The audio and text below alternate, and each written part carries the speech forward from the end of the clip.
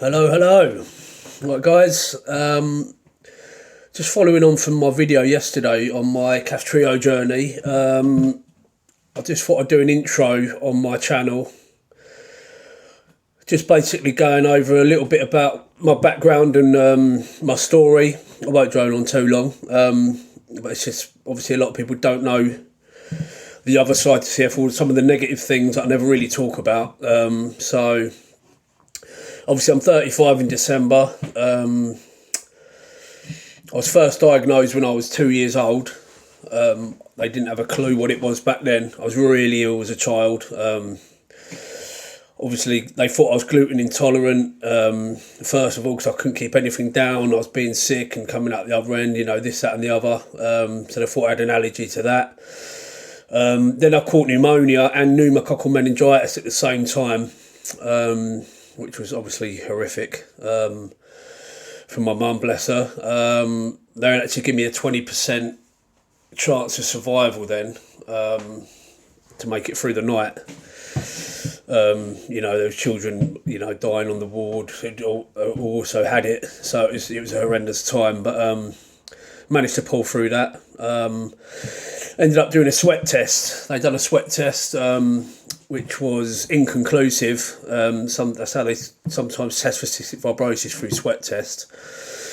And then they sent me, that was my local hospital in Chelmsford, they sent me up to the Royal Brompton in London, which has been fantastic to me my whole life. They're my specialist carers, if you like. And they diagnosed me within 15 minutes. So, back then the life expectancy, they told my mum that I wouldn't live to be a teenager. I wouldn't get to teenage years because they just didn't know much about it, and then obviously over the years with the medication and research that's gone into it, the life expectancy now I think is 40. So they come on leaps and bounds, and obviously kaftrio, which I'll talk about in a minute, but obviously now that's come, that's a lifeline to so many people with CF.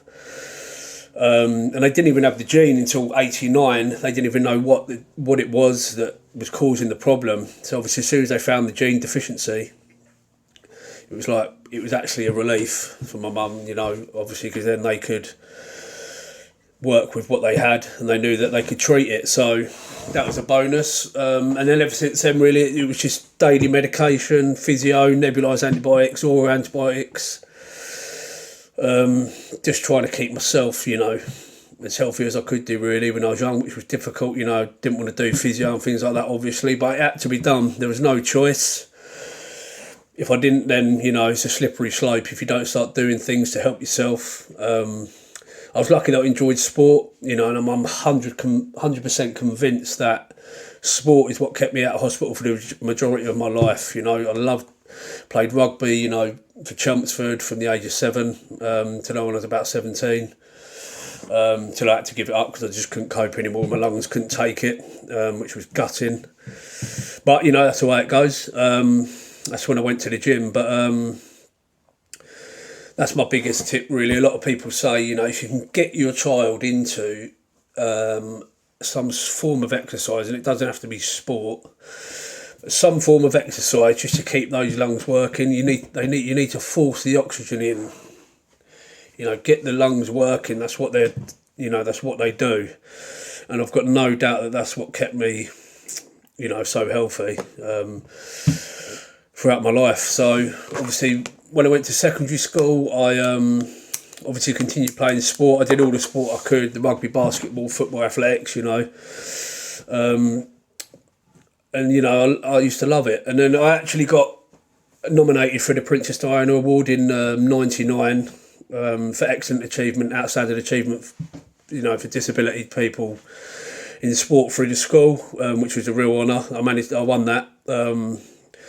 And then through that off the back of that, I got asked to run the Commonwealth Torch through London for the 2002, I think it was the Manchester Commonwealth Games.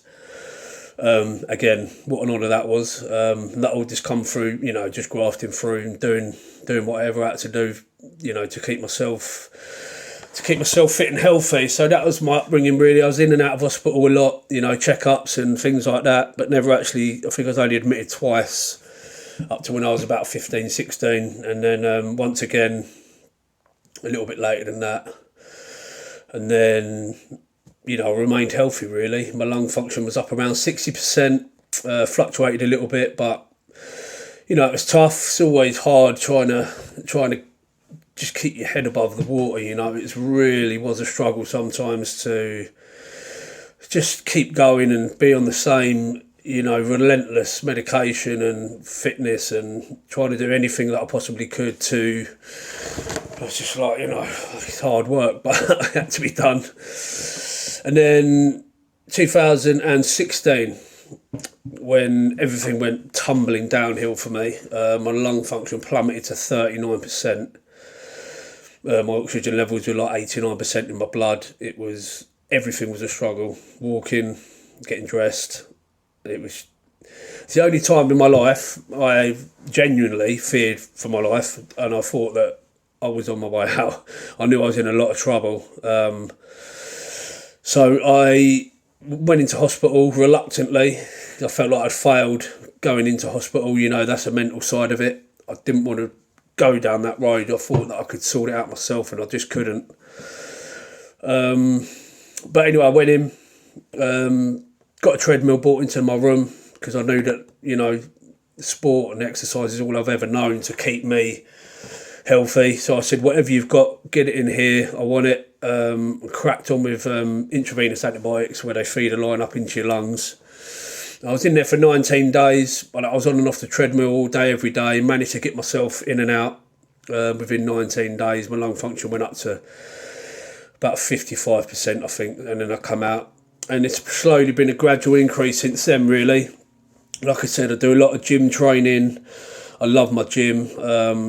That's what's kept me on top of it, really. Fitness is key. And then the new drug kaftrio came out, which has completely changed the game. As I said in my previous video, if you look at the difference between me and the video at the bottom, which was about a year ago, I just looked completely different. I was very drawn then. My lungs were up about 70% then, I think, which is good, but I just wasn't in an overall good place. And then obviously I was on kaftrio, 14th of October I started. Managed to get a 30% increase in my lung function in them 4 weeks, up to around 90%. And just to put that into perspective, it took me 6 years to get from around 55 to around 60. 65, you know, slog as well, you know, it was tough. That was really working hard to try and get, and that's 5 years, and kaftrio has done that in 4 weeks. It's just an absolute miracle. It is a true miracle. What it's done for the families, and, you know, it's so good for the future. For anybody that's diagnosed with cystic fibrosis now, it definitely isn't a death sentence like it should have been years back. So yeah, buzzing for the future, really. My mindset's all that's kept me the way I am. You know, I've never given up. And my mum always pushed that into me when I was younger. You know, there's always someone that's worse off than yourself. No matter how bad you are, someone's suffering more. So I've just stayed on top. The harder it's got for me, the harder I work. I drive myself and push myself to be the best I can be. Regardless of how my lungs felt, I always did the same thing. So, anyway, that's just a little bit about a background. I don't want to rabble on. That's my story. Obviously, I'm just going to post the updates on this page. If I can get this out there to people, and people can like and subscribe to this and just share it for me. That's my dog. Shush, quiet. Be quiet. You know, I'd be very grateful for that if you could. Yeah, thanks very much, and I'll see you soon. Cheers, guys.